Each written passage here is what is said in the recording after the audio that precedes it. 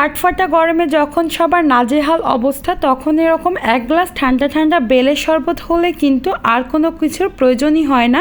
বেলের শরবত কিন্তু কম বেশি সবাই তৈরি করতে পারে, তবে যারা একেবারেই পারেন না, আজকের ভিডিওটা তাদের জন্য। বেলের শরবত তৈরি করার জন্য আমি বড় সাইজের একটা পাকা বেল নিয়েছি। আর শরবত তৈরি করার সময় সবসময় চেষ্টা করবেন পাকা বেল নিতে, এতে করে কালার এবং ফ্লেভার দুটাই ভালো আসে।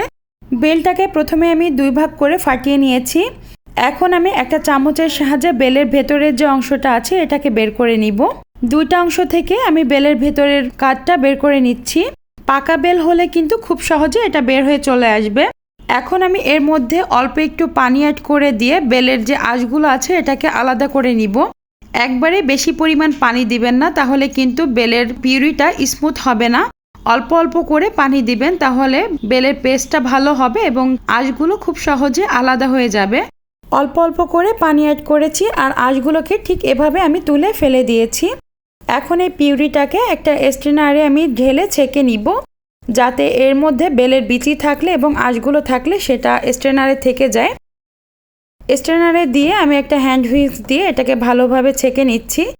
দেখতে পাচ্ছেন একদম স্মুথ একটা পিউরি নিচে পড়ছে। এটা দিয়েই কিন্তু শরবতটা তৈরি করব, তাহলে কিন্তু শরবতটা খাওয়ার সময় মুখে কোনো কিছু বাঁধবে না এবং খেতে ভালো লাগবে। আমি আজকে 2 ধরনের বেলের শরবত তৈরি করে দেখাবো। আপনাদের যেটা পছন্দ আপনারা সেটা তৈরি করে খেতে পারেন। একটা আমি দুধ দিয়ে তৈরি করব আর একটা দুধ ছাড়া তৈরি করব।